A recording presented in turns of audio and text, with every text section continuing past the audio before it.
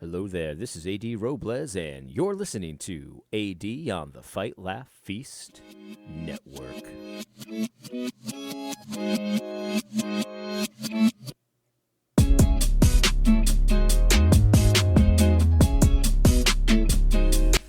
All right, well, before we begin today, let me just say this. If you have not considered doing so, please consider becoming a Fight, Laugh, Feast Network Club member. Use the show code Robles, that is ROBLES. Use the show code Robles, that is ROBLES. If you already are a club member, thank you very much for supporting this content.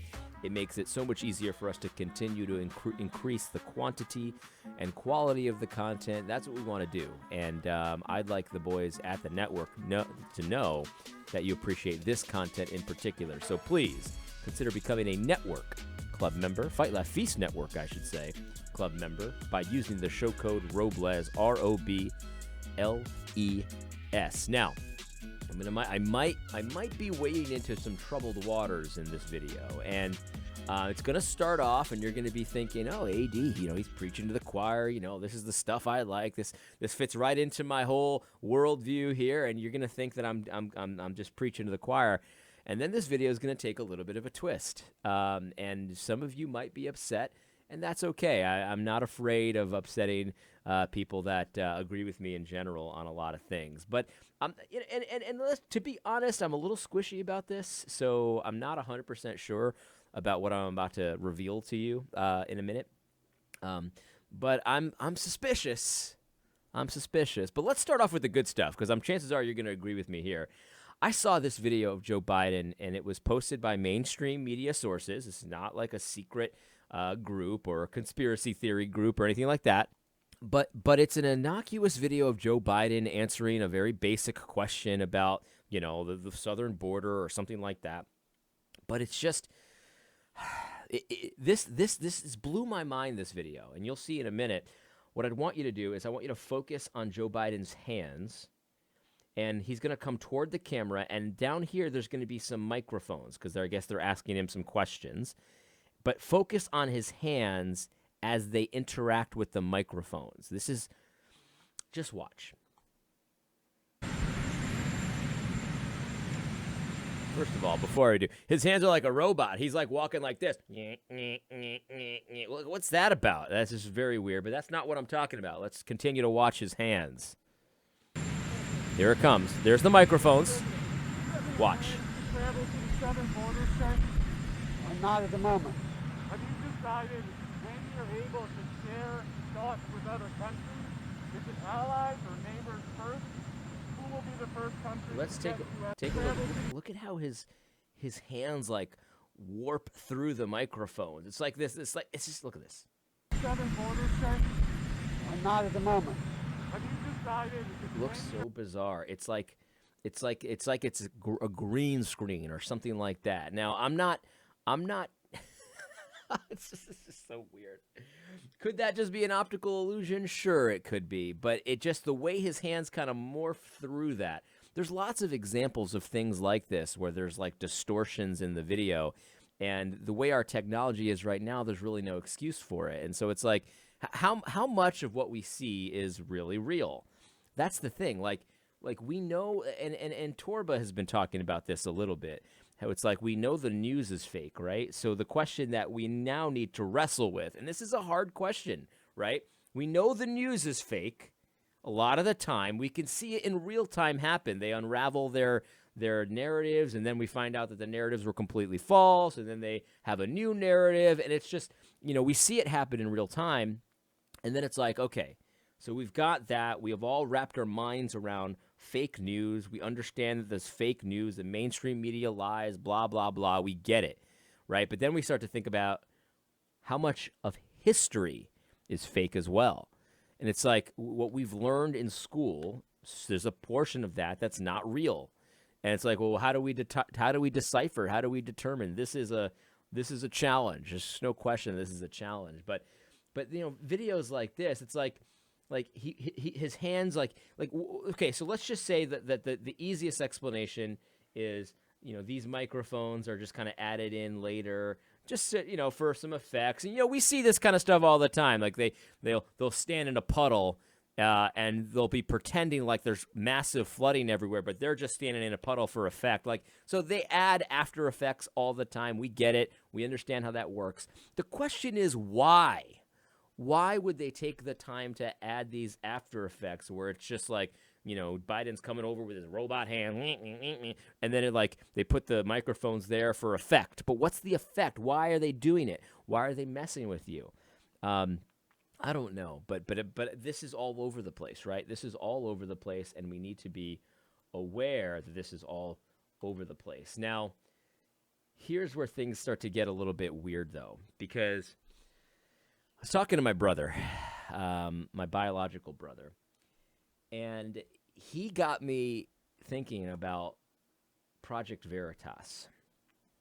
And I'm going to be honest with you guys about Project Veritas.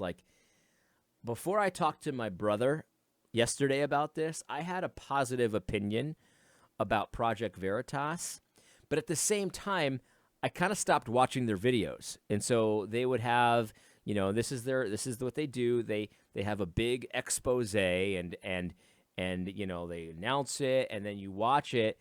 And it's interesting, it's like a very interesting thing. They talk to, social media execs and journos and stuff like that. It's always very interesting, but it's never quite the bombshell that they had promised, right? It's just always stuff like that I already knew and I already believed, but I guess it's interesting to see them on tape admitting it.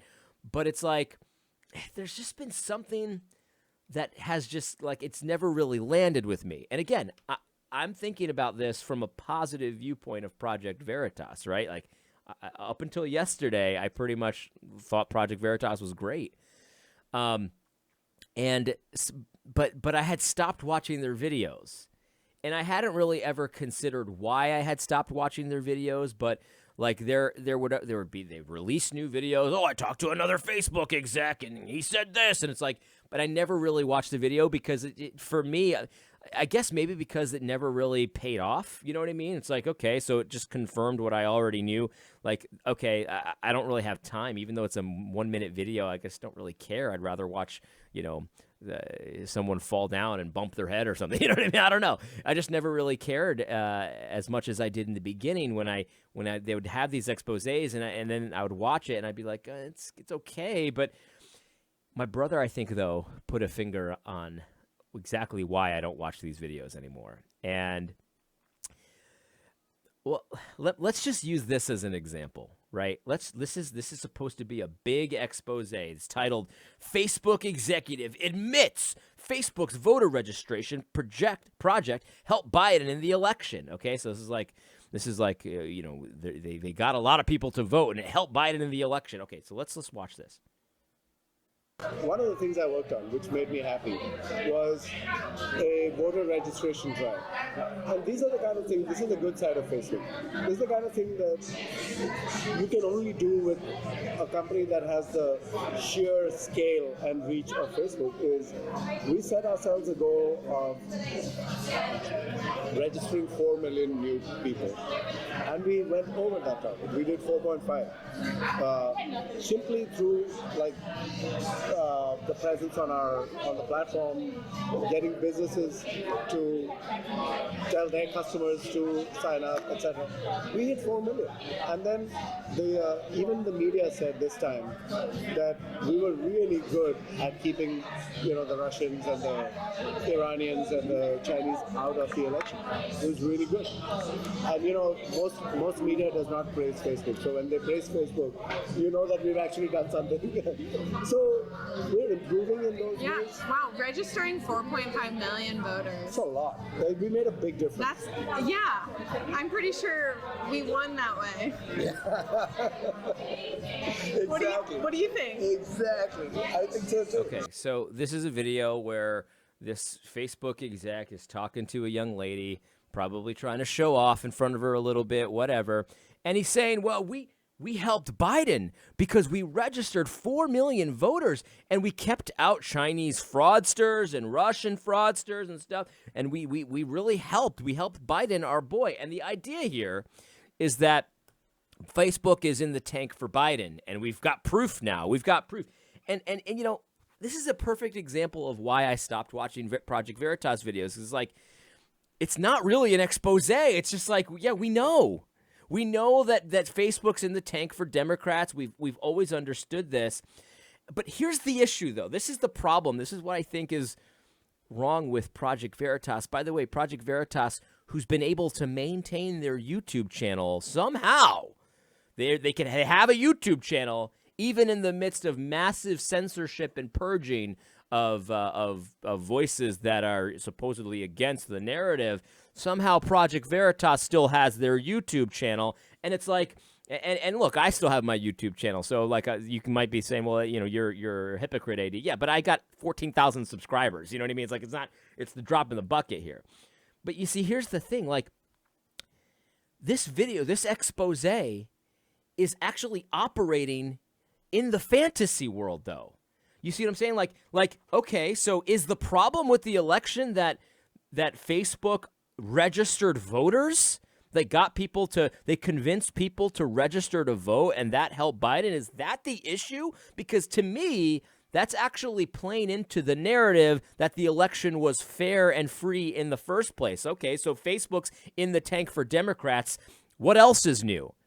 But this is not the issue. The issue is that the votes were changed. There were hackers. There were things happening that actually literally changed the outcome beyond fair and square votes. Like this is the problem with Project Veritas. So often their exposés actually play into the fantasy world that we're expected to live in. I was talking to my brother about this as well. Like, do you remember the video that they dropped where they were like secretly in on the CNN conference calls? You remember that? That was an interesting one. That was actually probably the last video that I watched from Project Veritas, and it was very interesting to hear it.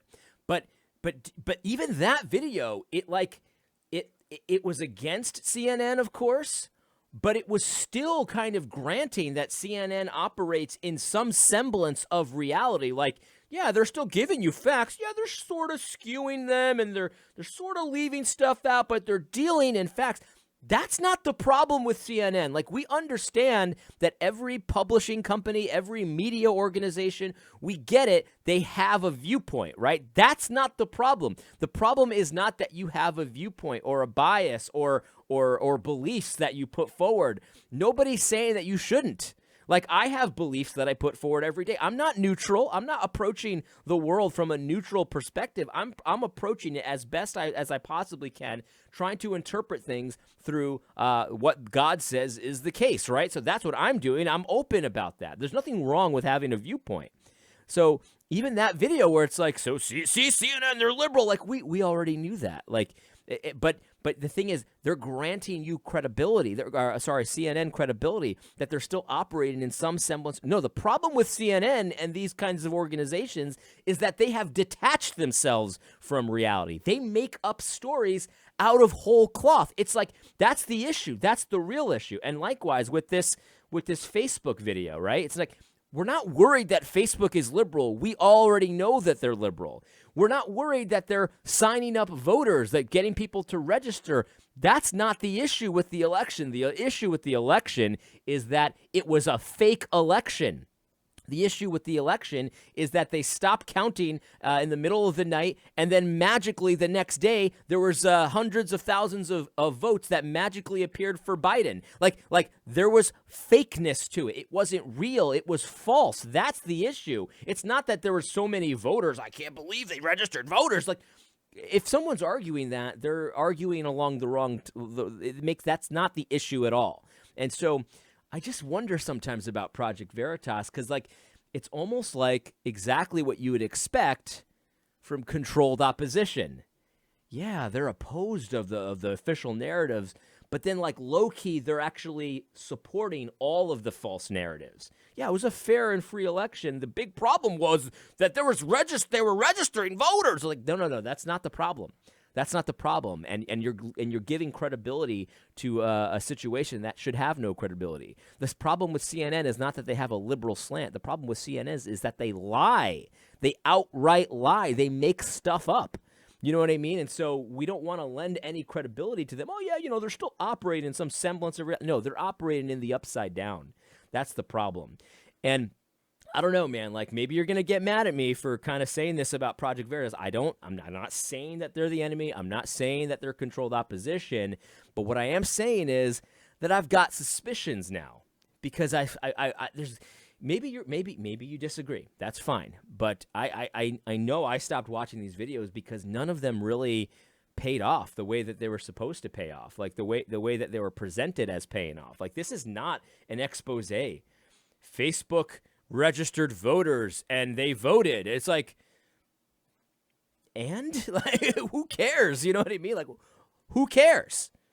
Anyway, that's just something that I've considered. There's a kind of a phenomenon as well, just with all these conservative, like these official conservative sites, which again, these are the kind that they haven't lost their YouTube channel. I wonder why that is. Well, because here's the thing, like this is Torba. He's retweeting, or rather he's screenshotting a tweet from PragerU on Gab, and the tweet says this: tolerance is a conservative value. Tolerance is a conservative value. It's a misquote. Tolerance is a conservative value, and Torba says, no, it isn't. I have no tolerance for evil, and it's like.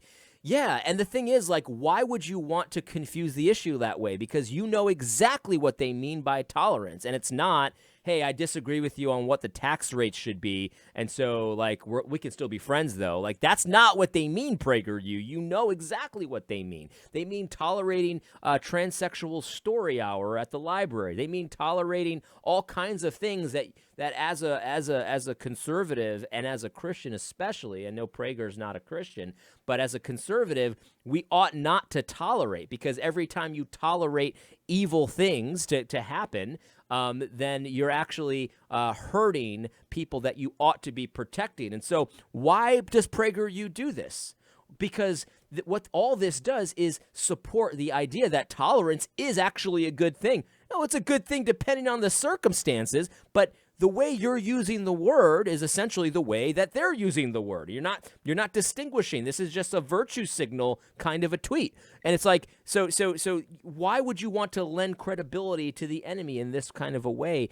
This is the thing about PragerU and Ben Shapiro and Crowder and all these guys that a lot of my friends really like.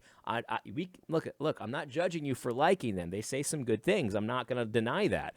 But it's like, yeah, they talk about being like shadow banned and stuff, but then you look at their view counts and it's like, look, that shadow banned to me. And even if it did, it's like, but you still have your YouTube. If you were these great threats, right? I'm wondering how you still have their YouTube channel. I'm not a threat because I have 14,000 subscribers, so I get why I'm still on YouTube. But even some of my friends that have subscriber counts comparable to me or lower than me have been censored and stuff like that. Matt Williams is censored and things of that nature. So I'm not saying to not watch Project Veritas videos, but what I am saying, though, is that I'm not so sure. I really am not so sure, because all of their exposés actually end up supporting the false narratives that are being put out by our enemies. You see what I'm saying? Like it's an expose, but it's like, but the fundamental positions of the liberals and the people that are trying to take over the country through communist, subversive techniques, actually always end up getting supported in these exposés, and I'm wondering if that's not intentional. I don't know if it is or isn't. I'm just putting that out there because this kind of stuff, this is a distraction. This is not what the election issue is about. The election issue is about actual fraud. That's what it's about. Not you voted, you registered too many voters. Like, I don't know. Call me crazy. But anyway, yeah, the fake news is ridiculous, guys. It is outrageous that you could not fathom, and I can't fathom how much fake news that I've been fed over my lifetime. And so I would suggest focusing on the things that you know are real. Your family, your church, your local community. I would suggest concentrating and doing the best you can with the things that you know are real, because the stuff that you see on TV, I don't know what the percentage is, but it's a very high percentage that a lot of it is just completely fake. It's not just skewed a little bit. It's not just like, well, we're liberals. No, it's not like that. It's just like completely made up. Anyway, I hope you found this podcast helpful. God bless. Don't forget to tune in next week on Thursday for AD on the Fight, Laugh, Feast Network.